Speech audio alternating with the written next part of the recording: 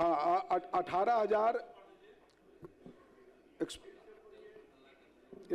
क्या है, हाँ मंत्री बन गए लेकिन इंग्लिश पढ़ने में दिक्कत आ रही है और तेजस्वी को कहते हैं कि 9वीं फेल है।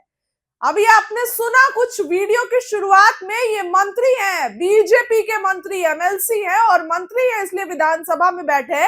और जब इनसे सवाल किया गया तो इतना घबरा गए कि पढ़ भी नहीं पाए। घबराना क्या, इनको पढ़ना नहीं आ रहा था इंग्लिश, और ये लोग मंत्री पद पर हैं। ऐसे ऐसे लोग मंत्री पद पर है जो एक सिंपल इंग्लिश भी ट्रांसलेट नहीं कर पा रहे हैं।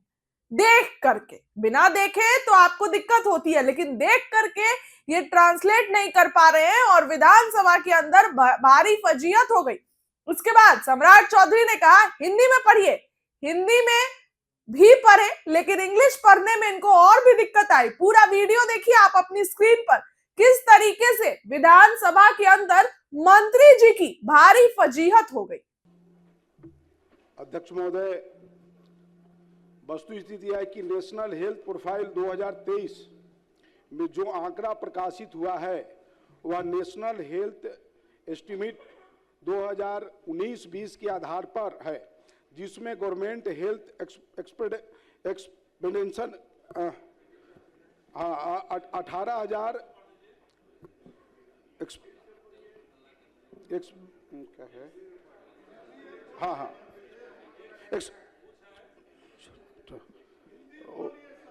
8,470 करोड़ रुपया दर्शाया गया है, जो कि बढ़कर वर्ष 2024-25 15,428 करोड़ 1 लाख हो गया है। इस प्रकार खर्च में कुल 7,011 करोड़ रुपये की वृद्धि हुई है।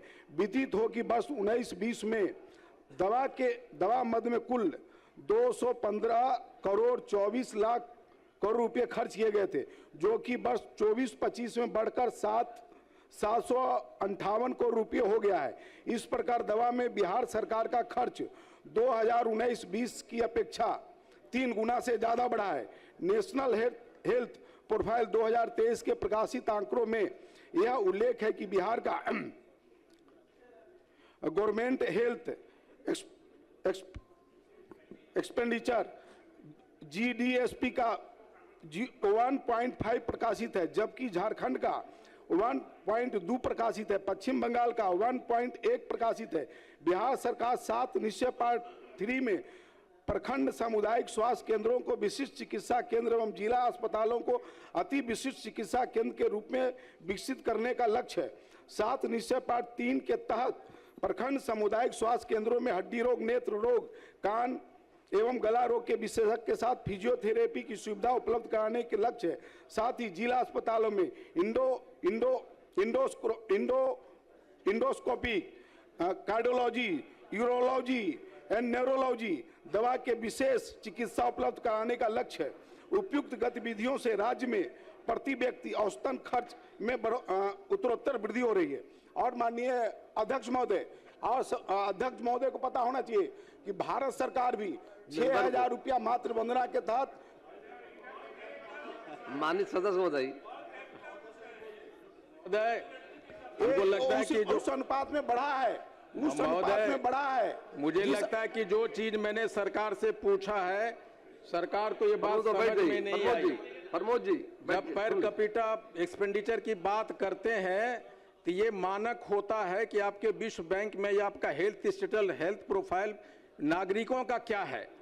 आप ये जो ठीक उसी तरह का आप ये बता रहे हैं, जिस तरह से आप कह रहे हैं कि 19 मरीज आता था, 11,600 कुछ आ रहा है। आप ये बताने की कोशिश कर रहे हैं जो सरकार ने आपको कहा है। लेकिन मैं कह रहा हूं कि जब पर कैपिटा इनकम, जब यही मानक होता है हेल्थ प्रोफाइल का, हेल्थ स्टेटस का, और आप बता रहे हैं कि आपने क्या क्या किया। अगर आप ये करते, ये हालत आज नहीं होती। आज आपको पता है कि जब डॉक्टर हमारे यहाँ नहीं है, ये सिर्फ पर कैपिटा जब एक्सपेंडिचर 1,000 से कम होता है तो ये सारी सिचुएशन होती है। हम डॉक्टरों को दोष दे रहे हैं वहाँ कि रेफर कर देता है। ये जो ओएपी की बात मैं कह रहा हूँ, जब आप अस्पताल में अब जाते हैं और वहाँ सुविधा नहीं होती है तो तुरंत रेफर करते हैं पटना, और ये जो एम्बुलेंस पूछ वाले लीजिए। बेच माननीय देते हैं सदस्य। पेशेंट को माननीय प्राइवेट सदस्य। हॉस्पिटल में, गुप्ता और जी। यहीं पे स्टेट होता है, ये डेट माननीय को बढ़ाता सदस्य। है।